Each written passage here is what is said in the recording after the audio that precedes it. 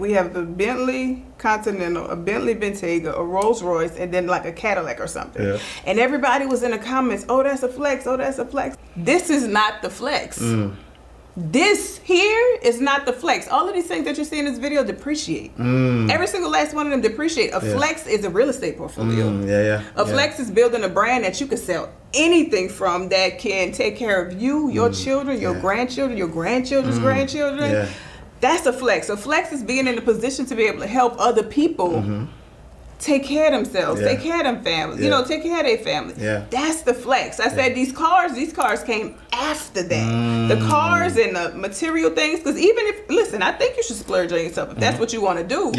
After the business is done. I love that. If there's $1 million worth of cars, you need to have at least a $5 million worth of assets. To me. To me.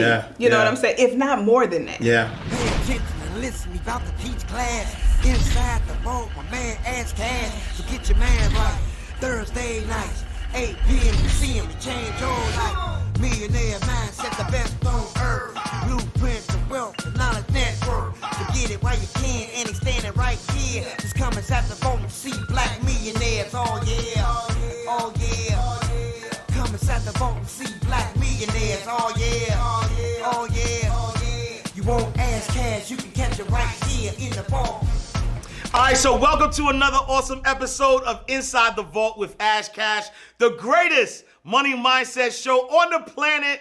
Look, I am excited, right? Because, you know, I think that like back in the day, when we had our pioneers who were, you know, making history, there was really no one to document, you know, the history in the making. And the first thing that comes to my head, I think Madam C.J. Walker. We didn't know who Madam C.J. Walker was until later, right? You know, the first self-made millionaire off of hair care products.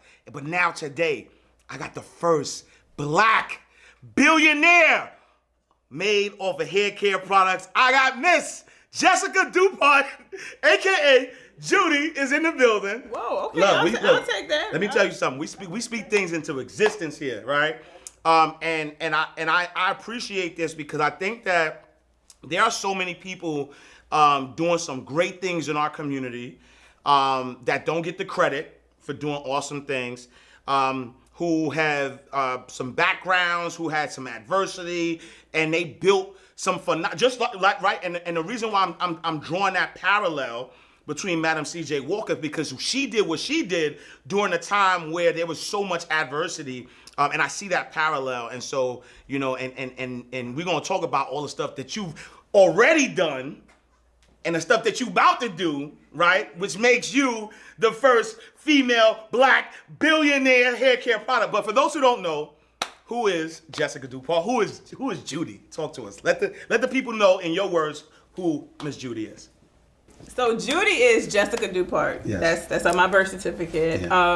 Native of New Orleans. Yes. Was a hairstylist. Played in hair very young. As I started learning the industry, somebody kind of told me, hey, you should add retail, like add products to doing hair, and that way you could kind of upsell. And to me, I was like, I don't want to do that. You know, spritz, you could sell it for $2, $3, but then they kept getting in my ear.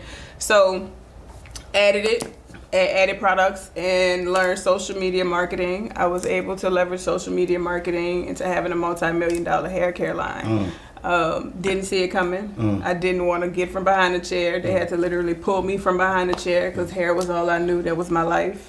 From there, I've been able to also successfully launch Kaleidoscope Realty, Kaleidoscope Management, and employ a few people, make their lives real comfortable. Yeah, I love it. That impact. And so, were you always an entrepreneur? Did you know, like from young, like, yo, I'm gonna be the boss, I'm gonna run my own thing? Or, you know, talk to us about young Judy. My dad actually kind of pursued everything before he died. He pursued every single thing he wanted to do. So he had a liquor store at one point. He was a real estate agent. He did everything he wanted to do. So I kind of watched that growing up. I did hair starting at like 13. So I was doing hair out of the house, $5. Then it went to $25. You know, then of course it went up. So I didn't see it as being an entrepreneur. I felt that it was me doing what I love to do because I had a passion for actually doing hair. So it was just me following my passion. Hey, what's up, y'all? Are you a coach, consultant, service provider, course creator, or expert that wants more clients to happily pay you $3K to $10K for your programs and services? If you answered yes, I have a special gift for you. It's from my guy, Marquel Russell, and it's called the Paid Ad Playbook, which shows you how to actually get 50 to 100 leads every single day that actually convert into clients. Marquel, he's used the same process to help clients create over $250 million in revenue. And this is more than $250 million. You heard me right. Some of the top influencers, coaches, and consultants in the world have used Marquel's strategies to build multi-million-dollar businesses, and they still use them on a daily basis. And the cool thing is that this works for you even if nobody knows who you are. So to get free access, go to InsideTheVaultGift.com or text VAULT to 904-447-5274. Again, that's InsideTheVaultGift.com or text VAULT to 904-447-5274. My guy's gonna take care of you. Let him know that Ashcash sent you. And where does that passion come from? Like what, what joy do you get, from doing here, I don't do it anymore, but when I was, I think it was kind of like the fellowship of the people. Like you getting to talk to people and making people feel good about themselves. Yeah. So that, and I was good at it. I was good at it. So it was something that, it was like, I did it in my pastime. When my parents used to go to work, I snuck people in to do the hair. So that was something that I really like to do it. So. Yeah. And so now, you're doing hair. Talk to us about 2013. 2013. I'll take you back before that. Okay. 2007. Yeah. Because that was Katrina before that. But 2007, opened barber/beauty with I had somebody else. It was a partnership. About 5-6 years into that, I was like, I kind of got to do my own thing because I felt limited to making decisions. I felt limited to, hey, I can only do what we agree upon. So I just had way more in me than I was able to do there. So in 2013, I launched Kaleidoscope Hair Studio. And when I launched Kaleidoscope Hair Studio, that's when, to me, all the life came because I was able to paint it the way I wanted to. Nice. I was able to advertise the way I wanted to. Yeah. I was able to put chandeliers everywhere. I just wanted it all extra and all, all over the top. Yeah. So that's when Kaleidoscope Hair Studio was birthed. And so now 2013, Kaleidoscope Studios birthed, and from there everything was perfect. You had a great time, and now you're here. No, not exactly. Okay. We actually had a fire December 15, 2013, where I lost everything that I had and everything I had put in there. When I opened in 2013, it's crazy because I only had $2,000 in my savings account and a deposit that was $1,800. So it left me with $200, but it just made me feel like, bitch, you better get out there and do something. Yeah. Bitch, you better get out there and do something. We didn't sign a lease for this place. Right. You gotta buy a chair. Look, I hate no coming out. Come on, let's go. You gotta buy chairs. You gotta buy a TV. You gotta buy a station. So, get to it. And from there, I worked long nights. I already worked like 5 to 7 days a week, and I would come in at 6 and leave at like about 8 or 9, but I started working till 2 in the morning. I was hitting up the girls that was going to the club, hitting up the strippers, what y'all need, and just stacking my change. And I was slowly but surely feel it, though I was getting, I think when I first started, I had 2 stations, and then 4 stations, and then 6 stations, and then I lost everything. Wow. I lost everything. And take us to like, that feeling, like that mindset, like what are you thinking? What are you going through where, you took your last to start this dream, to do your thing, you put your blood, sweat, and tears in it, and then just like that, it's gone. Katrina had happened before that. Yeah. So, I had watched stuff wash away before. So for me, it was like, the only difference with that is it was a lot of people, that were affected. And then there were some people, where you had assistants, you had this, you had that. And then you had more time when this happened, I wasn't the only hairstylist in there. So the first thing I felt, it's very responsible to make sure that everybody that was in that shop that lost their stuff as well has somewhere else so where they can pick up and continue their livelihood. Wow. So I didn't really have time to grieve. I felt straight in. I mean, I went straight into what we doing. Yeah. What like how we figuring this out. Yeah. So the salon that I left, I temporarily moved everybody back to there until we could figure this thing out. Because there was nothing that was salvaged. Nothing. Yeah. TVs melted off the wall. Wow. And how did the fire start? Do you know how the fire started? one of the stylists left something on. Oh wow. Yeah. And she was actually on the scene when it happened. Like when I got the call from the security company, and they were saying we have a motion detector, and your alarm's going off. So I said, okay, I lived up the street. Let me go check it out.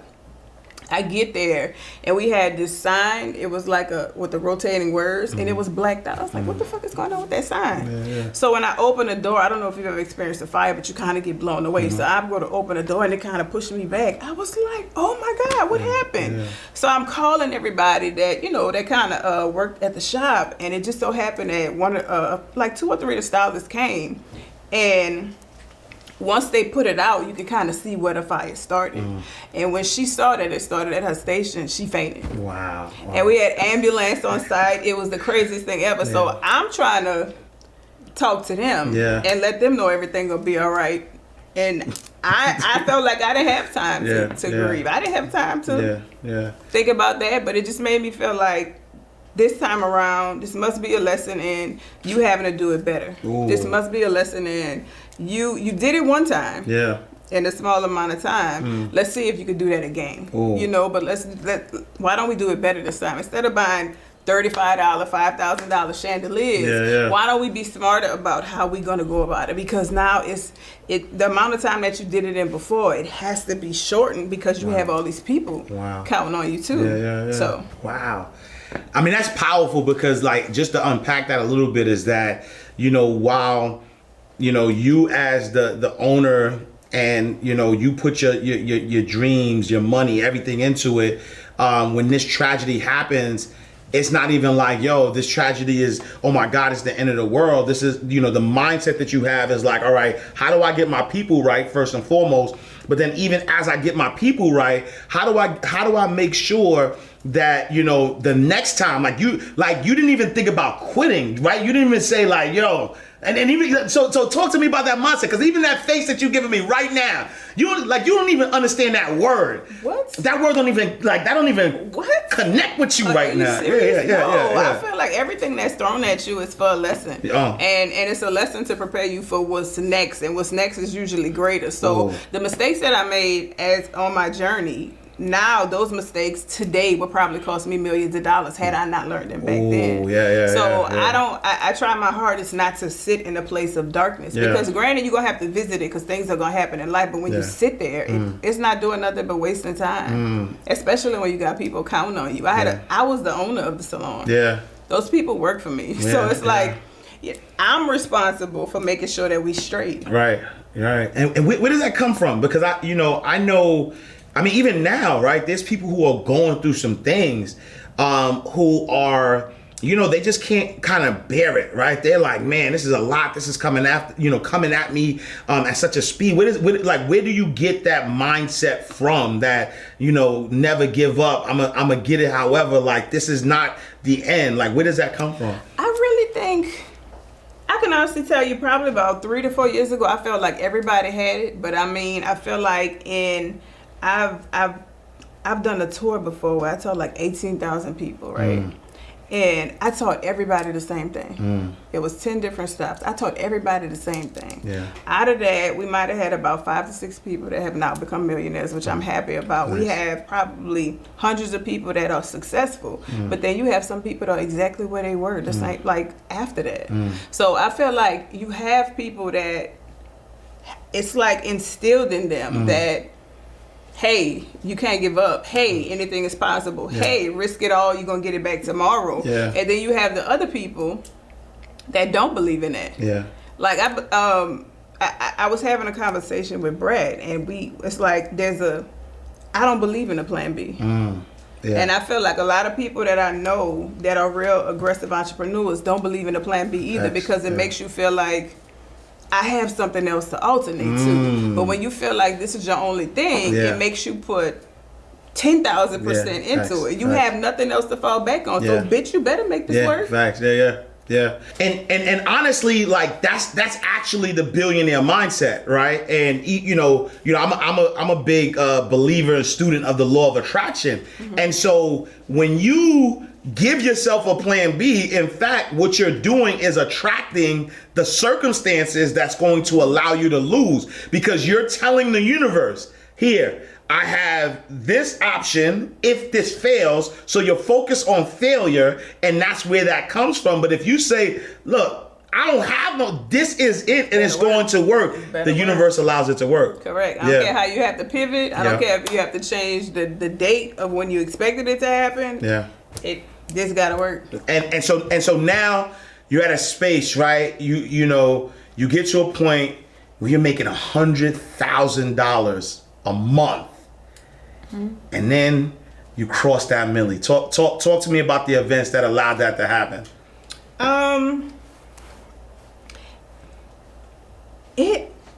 First of all, I never expected it. Let me say this, because you have a lot of successful people. I knew I was gonna be a millionaire. I woke up like I never thought that of my life. I felt like I was gonna be a successful hairstylist. I was cool making. I think I was making $150,000, $200,000, maybe $250,000, something like that. And then this thing happened. Yeah. And then this thing happened to where what I was making in a month, I make in a day. And then what I was making in a year, I was able to see in a day. So then it's like, this might be something. This particular thing you might have to lean more into. I stayed behind the chair. I think I stayed behind the chair even after I made $1 million, because it still didn't click to me that, hey, this might be forever. It still was what if these people stop buying this shit? What are you gonna do if these people stop buying this? All I know is doing hair. All I know is being behind the chair. All I know is my routine. And then eventually the business needed me so much that I had to stop. Like I had to. I would never forget. I was working. I went from working 5 days, from working 7 days to 5, from 5 to 3, from 3 to 1. And that day that I was working was a Friday. And that Friday I was working, I might have made $3,500 as a hairstylist. But then I looked at the events that happened on social media was something with viral hair related. Anytime I could jump on a trend, I'm making at least 30, 40. But because I was so focused on doing hair, I missed the opportunity and missed out on a lot of money. And I said, you can't keep doing this. You can't keep doing this. It's like, this thing obviously is the direction that you're supposed to go in, and you're going to have to get from behind the chair. No, I love it. And then, so talk to us about this miracle drop, this product that has made you a multi-millionaire, that has made you able to make others millionaires. Talk to us about it. Cause I need some miracle drop. I've been trying to grow a beard. I mean, we could talk, but yeah, you do have a spot right there. I want to say, but I probably got something for you. But so Miracle Drops is our hero school. That means it's like our #1 selling product. It is a topical agent that you apply directly to your scalp. It helps with beards, eyebrows, hairlines, receding hairlines. No judgment. Anywhere that you have in hair loss up here, except for your eyelashes. And you just apply it every other day, and it goes your hair back. Wow. The shit really worked. And then so what was the mad scientist moment that you put this thing together? You know what it was? Yeah. I didn't want to do what everybody else was doing. Now, granted, right now they have 1 million of them. Yeah. 1 million of them. Right. You welcome. And I said, you welcome. Look. Talk that talk, Because when I did it, I first launched with 4 products. It was an oil spray, a spritz, an edge control, and a Miracle Drops. And the Miracle Drops weren't even what I thought was going to be the #1 seller. At the time, everybody was selling edge control, everybody was selling this, everybody was selling that. So I had to have an edge control because it had to be in your line. That was the first thing I kind of introduced and kind of promoted. But then the Miracle Drops kind of jumped in front of it because it's not isolated to a certain thing. Like it's men, women, all ethnicities, all ages. Yeah. The edge control is a little bit more isolated to people that wear their hair like that. Yeah. African Americans that style their hair a certain way. Yeah. So I just doubled down on marketing, learn social media, how to leverage it. Yeah. A lot of our stuff is comedic. It is not serious. I'm very lighthearted. I'm a very fun person. Yeah. So I drive the point of it across maybe in a remake of a song. Like we remade WAP and we had the whole set built out and everything. Oh, wow. Yeah. It's just about kind of making the consumer comfortable with discussing something that might kind of be heavy. No, I love that. And then now, you have this product, that you're selling, only out your trunk. Like we can. No, I'm gonna tell you exactly. Okay, so how about we take the journey? Yeah, please. It started. Yeah. I was selling it out the salon, and then it got kind of bigger. So I took all the space in my mama's garage. Started off with a little small space in my mama's garage, and then it overflowed her garage. So then we did a storage unit, and then in 2016, all of that happened between 2014 and the beginning, in like the middle of 2016. 2016, I got a spot about 5,000, 6,000 square feet, and it just kind of, from there now we have something. I just got something in Atlanta, 38,000 square feet to be able to fit. Yeah. And then with like if somebody wants to buy your product, do they only just go to your website or? Oh no, we have. Oh, you just want me to talk? I want the smoke. Give me the smoke. You want me to Stop talk holding about back, shit? Judy. Stop holding back. I want the smoke, baby. Yeah, let me tell you something. Yeah. I don't care how much money I make. Yes. If I shit talk, I shit talk very mildly because I never wanted to be taken away. So Absolutely. I'm very humble. I know where I came from. Yeah. I try not to make anybody feel out of place. So I'm not the person that's just gonna wear it. For sure. You know what I'm saying? Yeah. Like, so anyway, we're in Sally's. Look. With that said, let's go. We in Talk your thousands shit. of Sally's. We in Targets. We in Walmart. Yeah. We have new distribution, CVS, Walgreens for next year. And with tens of thousands of beauty stores. Nice. Y'all know y'all seen it. Look. And you know why I think it's important, right? Because what we do here inside the vault is really kind of highlight, living legends, right? Like let's not wait till the people who are impacting the world go before we give them their flowers. But we also want to know the mindset. And there's somebody watching right now who has aspirations, who want to take it to the next level. And so if we don't talk our ish, if we don't just like let people know, right? Like where we come from and how we got to certain levels of success, that level of success doesn't inspire people because they don't see it. They just see the end result, right? And so that's why we need to know that. And so getting into like the Walmart, Target, like that's not an easy thing to do, right? Because that's I know business, and that is expensive real estate, right? To get your products on the shelf in a major box store like a Walmart, like a Target, like CB, like that's not like light work. How'd that happen? How we get there? I will say this though. Yeah. Where we are now is a way far greater opportunity for African Americans right now. Yeah. Because of what happened with COVID and George Floyd, like they have actually opened the doors for a lot of smaller brands, a lot of smaller businesses. Wow. A lot of people don't understand though that when you do business with big box stores, there's a cost of doing business. So sometimes even if you get those opportunities, if your business is not ready, because it could take you bankrupt. Yeah. But we're in a better position to be able to do it. Like Walmart has taken in a lot of black brands, a lot. Yeah. But sustaining becomes the thing. So with that being said, I try to go in Sally's very early off. And when I try to go in Sally's, they didn't respond to me. They pretty much, they might as well have sent me a cease and desist. I sent them a basket every month. It was cute, it was beautiful, but I didn't know nothing about how the business works. I didn't know that you had to book an appointment. I didn't know about line reviews only happening one time a year.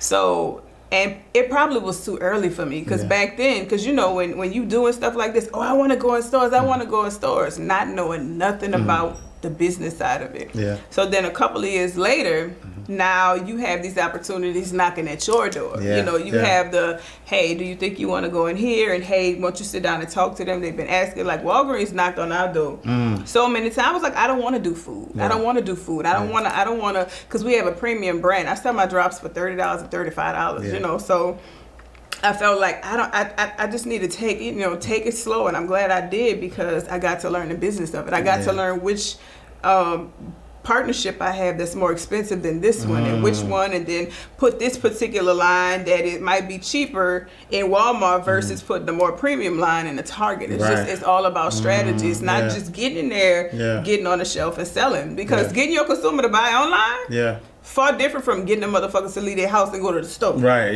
Or to think about you when they're in the store. It's just different. All right, y'all, you already know my man Dave Anderson is definitely helping entrepreneurs get amazing levels of success.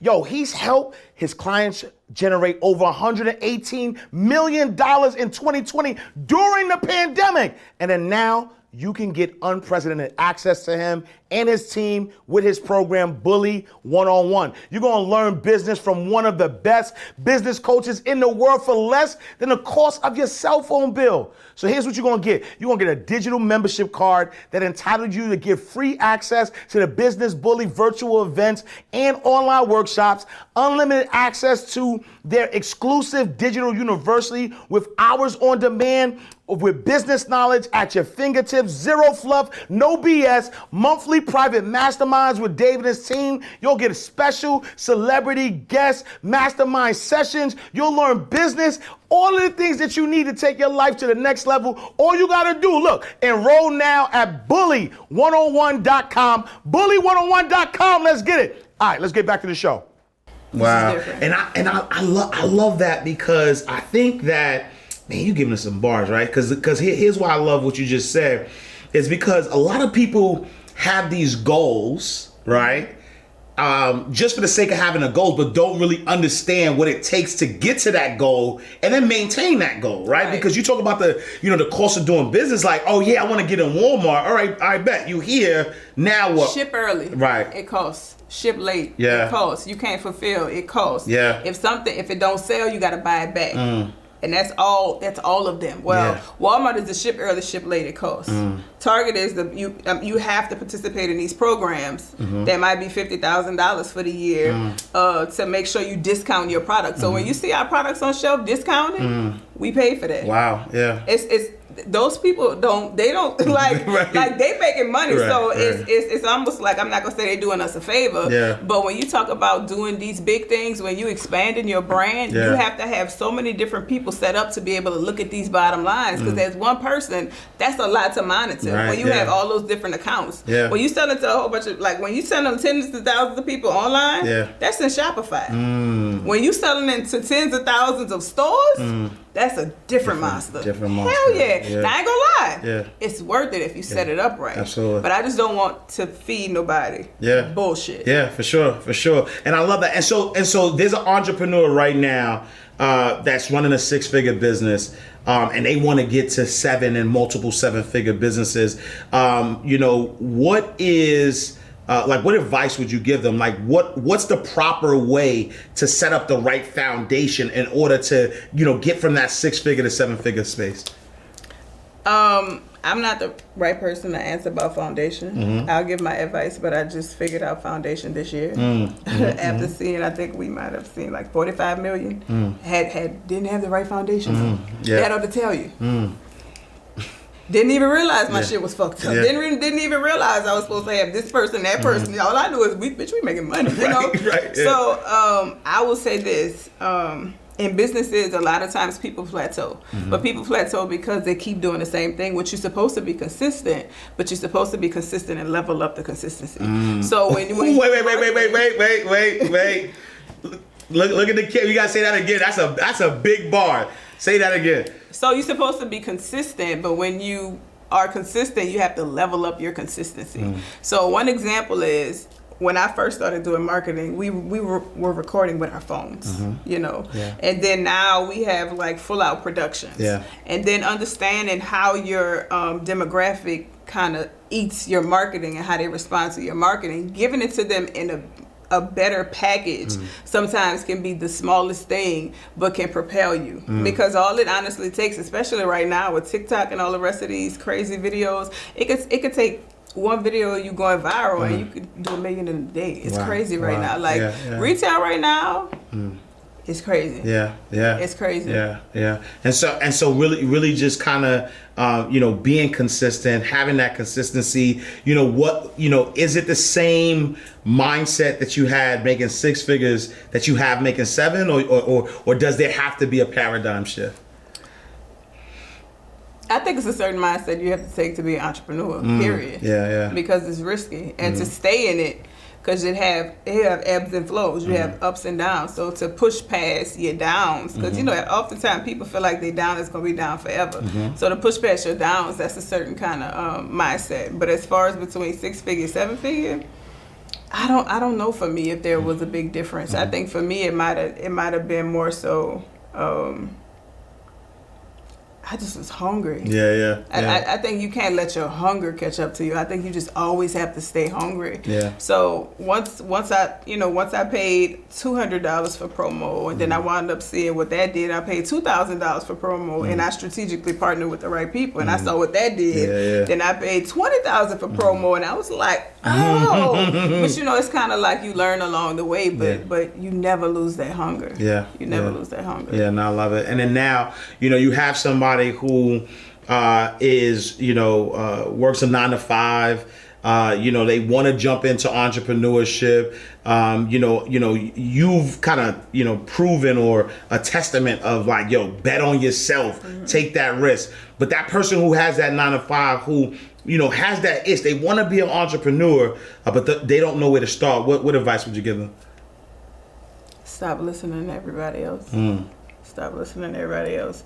That would be the most discouraging thing. And then people got it fucked up, right? A lot of people feel like, them people told me not to do it because they hating. You asking for advice from somebody that's on the same level as you. How can they advise you about somewhere that they've never been? Not only that, but if they have their own personal battles that they fighting, how can they help you fight yours? Let them, they're going to advise you according to their understanding. Like even down to my parents didn't want me to do hair because at the time doing hair wasn't making money like that. They wanted me to be a doctor or a lawyer, but not because they didn't love me. They were trying to protect me from what they knew. So I feel like if you have something, like if you have a passion and you won't go after it, especially if God told you to move, you're supposed to move. Now I will say this though.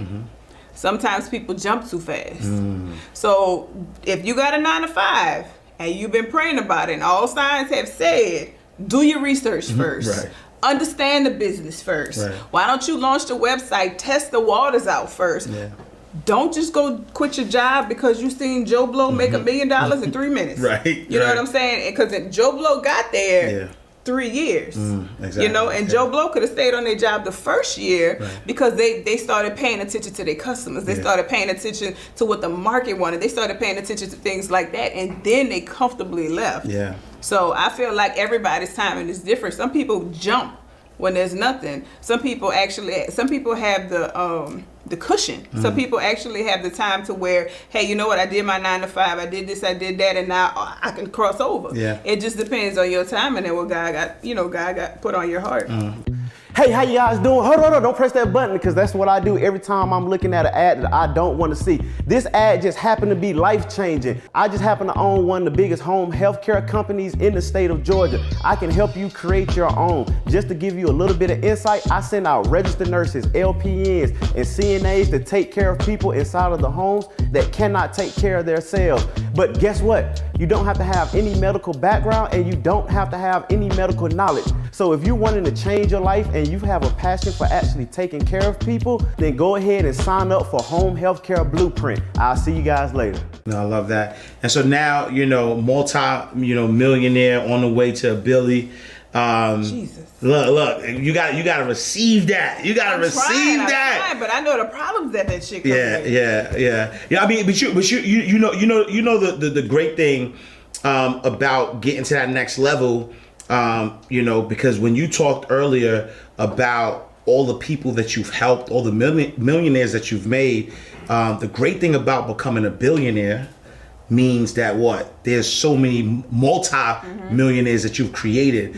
And so like just from the energy, like I felt that like that matters to you, right? Like, and so, you know, you have to receive, right, that billionaire status because it allows you to make other like multi-millionaires, right? And so, you know, multi-millionaire on the way to the Billy. You gotta be like, yes. I'll take it. All right, cool. All right. And so a multi-millionaire on the way to the Billy. If you could give advice though, where you are today, if you could give advice to Jesseca Dupart's 18-year-old self, what are you telling her? Sit your fast ass down somewhere. Yeah. I had 3 children by the age of 19. Yeah, I had 3 children by the age of 19. Actually had a miscarriage of twins in between the last 2. So my mind wasn't really focused on stuff like that. I was real rebellious. I didn't listen to what the hell my parents said. So I think I would honestly tell myself, what you're doing right now is not the thing. Yeah. You know, it's not the thing. Listen, I love my children. Yeah. I'm glad I had them. Yeah. But you know, just what you're doing right now is just not the thing. Yeah, I love that. And you know, I did want to go back, right? Because as we talk about you know, being on Walmart, you know, being at the Targets, being at the CVS's, being at all these different 10,000 retailers, like that's huge, right? I know that there was a point though that there were you know, big box stores that were you know, giving you know black products shelf space, but they would put them in the multicultural section, or they'll put them on the bottom of the shelf. Is that still a struggle that's happening right now, or has the temperature changed where you know, you're able to you know, not, you know, be put on the back of the bus, so to speak, and get that prime real estate on the shelf? So there still is a multicultural hair section. And then even when you have your placement in the stores, to me, because usually when you get in the store, they give you a test run. They give you so many, they give you a test run. So if you strategic, you try to put yourself, especially if you are African American, you put yourself in a multicultural sets, because every store doesn't have one. So once you cross over from multicultural to general market, in general market, you're now competing with Revlon. You're now competing with Pantene. You're now competing with the big brands. So it's, to me, it's an advantage and a disadvantage. The advantage is, even though we have a set, people that are looking for our products go there to find it. The disadvantage is when you go into the bigger sets, those are aisles. We have a set. You know what I'm saying? So we have a part of an aisle. When you go on the aisle, that means you have more eyes on you. You have more foot traffic. But the likelihood of being able to put your price point competing with a multi-billion-dollar company is difficult to sit next to somebody on shelf and you present at $13 and they present at $3 because they paying 20 cents for their stuff that you might be paying $4 for.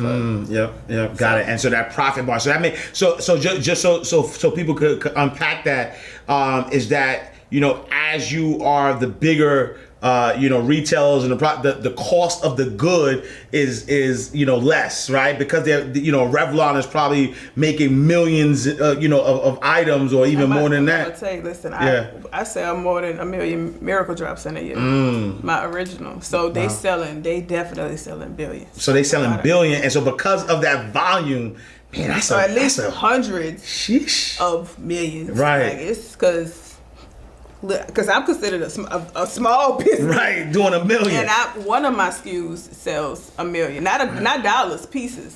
Correct. And then my number 2 SKU is right at 900. Catch, That's what I say. But my cost of goods is decent. But they cost of goods is even better. Right. They even have a thing right now that I found out in the market that these bigger companies are trying to squeeze us. So what they've been doing is all these big companies that's supposed to be competitors have now linked together to buy up all the componentry. So stuff that I was out of stock 8 months. My number 2 product, I was out of stock for 8 months because the people that make my stuff couldn't get componentry. So all of these bigger companies see us coming, and we come in and we taking up shelf space. We come in and we kind of disrupting it, but now they trying to squeeze us out because unless you're in a position to buy 6 million of one type of bottle. Yeah. You know. And so what's componentry for those who may Okay, not so know? componentry is the bottles, the jars, the droppers, the ingredients, everything that it costs, the labels, everything that it costs to actually make a finished good. That's what componentry is. Yeah. So these big companies, the P&Gs and like the ones that's way up there, they team together and they buying the shit up to try to get us out of there. Wait, it's a dirty game. But let me tell you something. It's a dirty game. That tell you that we doing something though. That tell you that we doing something. And a lot of people got it fucked up and they feel like in this industry we compete with each other. Yeah. My friend, somebody that I'm real close to, she sold her company for like $100 million a couple of years ago. Nice. And before she sold it, we in the same industry. Right. I could call on the phone and ask her for a resource. Right. I could call on the phone and ask a direct question. Yeah. She would be considered to the world my direct competitor. Just like this other lady that I sat down and talked to who just got $109 million from Berkshire. Like David Warren Buffett. Yeah. Right. Like I sat down and had like a 2-hour conversation with her. It's like what we've been doing is really trying to stick together so we can take up more space on the shelf. Like a lot of people think that we're combative and we don't talk to each other, but I talk to everybody, especially since so many people were inviting to me and have been so helpful to me. Yeah. Oh, I love that. And so, man, that it's so powerful because I feel like, you know, like what you were just saying, there's such a renaissance happening, right? There's a renaissance of us, especially in the hair care business where, you know, we are the number one consumers. Our culture is the number one consumers of it, but we were never really the owners, right? We weren't really profiting from that. And so now we're at a space where, you know, we're able to, you know, profit, you know, from that business. But you spoke earlier about the other businesses that you've had. Talk a little bit about, you know, sort of, you know, why you decided to now, all right, you know, I got the hair care product, but now we're gonna do real estate and we're gonna do the other types of businesses.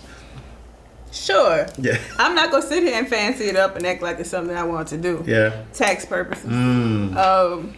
Kaleidoscope Hair Products was making so much money. It was one year we were looking to have to pay like $600,000 in taxes. Yeah. It's like, fuck this. Yeah. What? I told my CPA, what we doing? Right. You know, so that was when I said, okay, let me take this and put it into property. And then I got a strip center. I think I got an apartment complex first. Shit, I don't remember. I bought a strip center, apartment complex, and then I bought the strip mall. The same place where I had the salon at that had the fire, where I got the place for Kaleidoscope Hair Products to ship their stuff out of. I bought the whole building. Sheesh. It was $10 million, and the guy sold it to me. He gave me $1 million in equity. And I had to put a certain percent down. So I walked into it with like $2 million in equity. Nice. So. You are like blessed and highly favored. Like, and like what do you believe, right? Because I see a parallel, right? So I know a lot of wealthy people, right? And a lot of wealthy people I know have this energy or this mindset, right? That allows them, number one, they serve, right? So number one, they love what they do. And when they love what they do, number two, they are a servant first. So they serve, right? They put people, first. And then they have this level of faith or no fear that other people might look at as like nonchalant, but it's really like this level, right? Crazy. That's you. Like, what's the guy that I would say? Albert Einstein was like, they called him crazy until the shit worked. Yeah. It's crazy. Yeah. But I feel like faith and fearlessness. It's like, to me, what are you scared of? Yeah. What are you even if you did something and it didn't work? What the fuck happened? Right. What was the worst thing that happened? What are you scared of? Yeah. What are you scared of? Yeah. It either can take you higher or you gonna stay right there and you just learned a lesson. Right. What are you scared of? Yeah. No, I love that. All right, so let's flip though, because you've had all the success, and we like to get in, to our guest money business a little bit.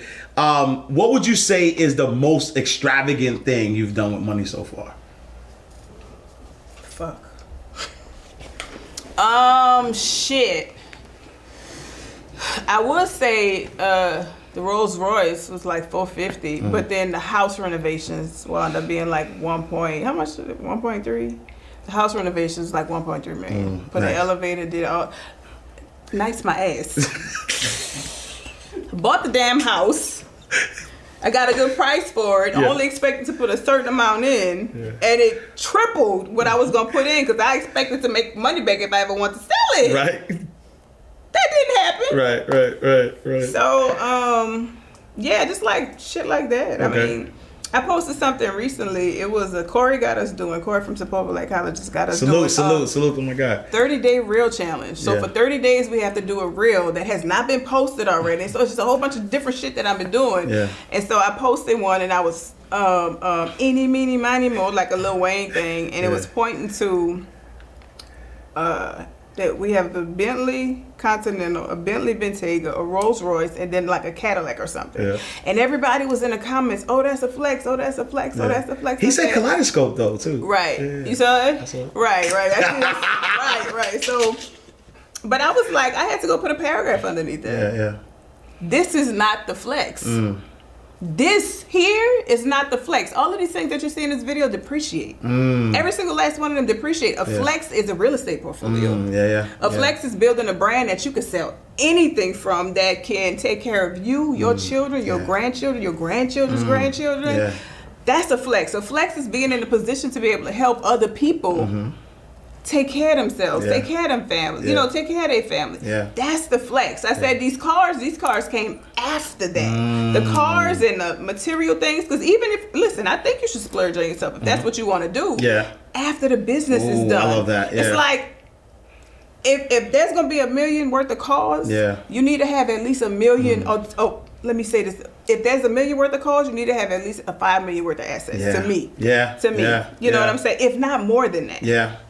And I love that you said that, because I think that's the one thing that people get misconstrued about, you know, people who are showing you know, the fruits of their labor is that people automatically believe like, oh, I want that, but they don't know about 2007. They don't know about 2013. They don't know about 14. They don't know about the 18, you know, the you know, hours. My first 18 months, I didn't touch my profit. I took every single last dollar that I made, and I'm proud to say that I took every single last dollar that I made in Kaleidoscope Hair Products and put it back into Kaleidoscope Hair Products. Wow, yeah. I did not want to take profits off of something that was going to be $200-$300 when I could take it off of $50,000, $100,000. So everybody doesn't have that same type of discipline. Everybody wants to celebrate, especially right now in the social media era.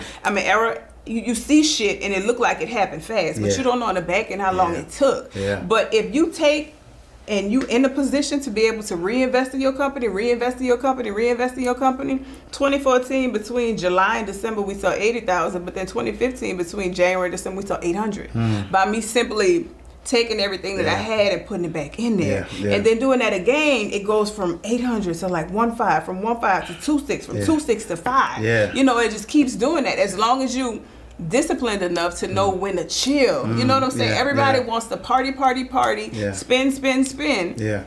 Because that's what they see. There's this big debate. I remember I was in the clubhouse room, and the room might as well have been split. You have the people that was saying it's negative to post your earnings, it's negative to post all of these frivolous things that you buy, and the other people are saying, well, bitch, if I sell that, I make a lot of money. How do people gonna know that I make a lot of money? People not gonna want to learn from somebody that doesn't look like they're wealthy. Especially in our culture, people do not put a certain level of respect on your name until they see it.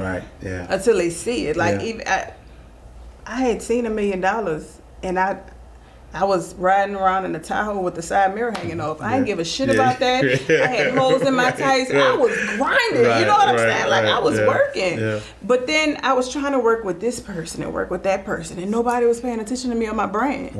I bought a Bentley. Now everybody.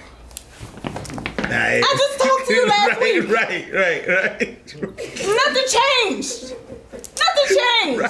The company the same and that. What the? Right. When I tell you, not only that, but look how people think. My sales went up. From a car purchase. My car don't have nothing to do with your hair. Right. Yeah.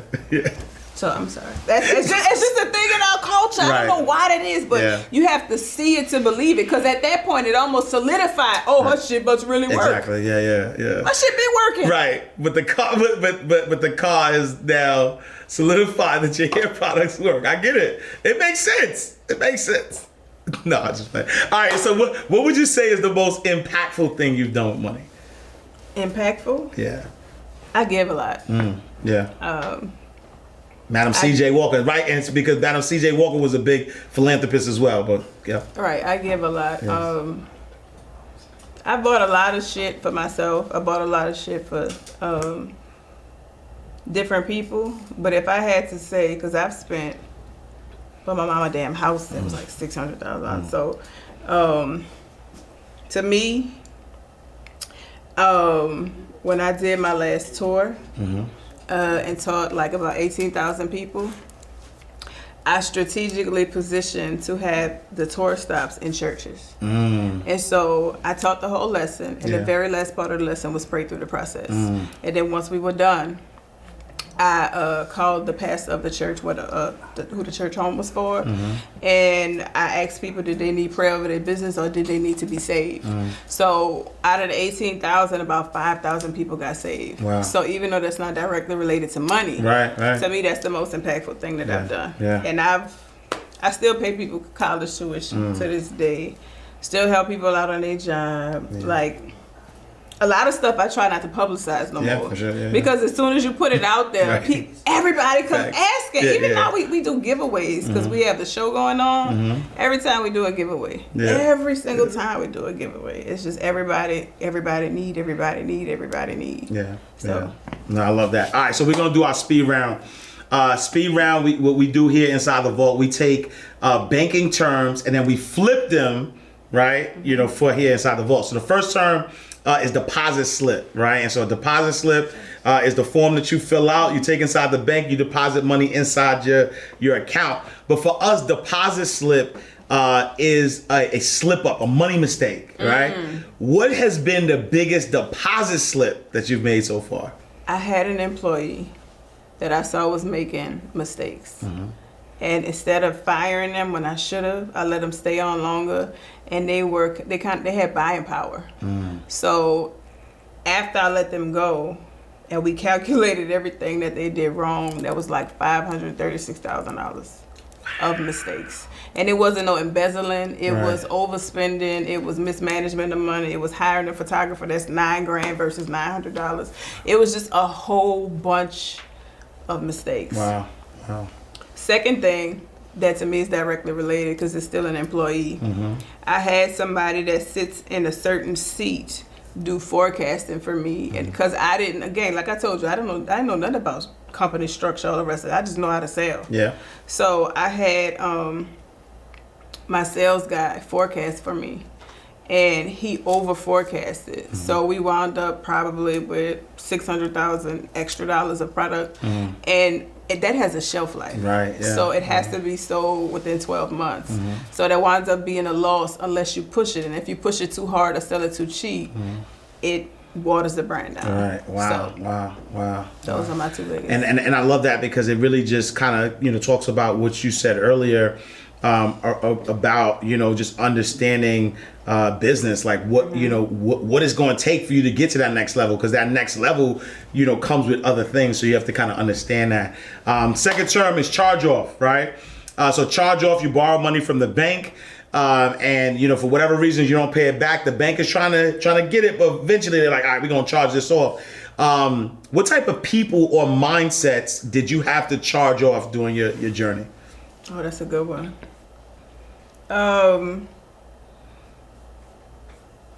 Being a people pleaser. You cannot be sit in a CEO seat as a people pleaser or as making decisions with your heart, because you will have all kind of sad stories, but they can sink your ship. So what I personally did was put a buffer. You hire somebody to kind of be the person that speaks for you. They have the final say. So even if somebody's calling you for money, I got to talk to my finance team. I don't even know what's going on. Right. That. No, I love it. Last one, trust account, right? So a trust account is where you put your valuable assets. You allow it to grow. You protect that.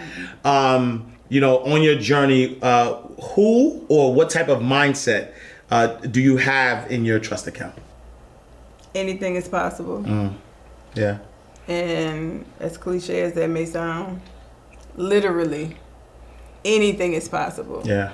So if I want this thing, I diligently have to go get it. So because anything, literally anything is possible. Yeah. I feel like my life speaks volumes to that. Because I mean, with my circumstances, how I was brought up, having children early, coming from New Orleans, no silver spoon, nothing like that. I'm not supposed to be here, according to what the world sees it as. But knowing that anything is possible. No, I love that. Finish the statement for me. I am nothing to be fucked with. Ooh, look. Don't step in my lane. Look. Because you're going to get run over. So. When it's all said and done, I will be...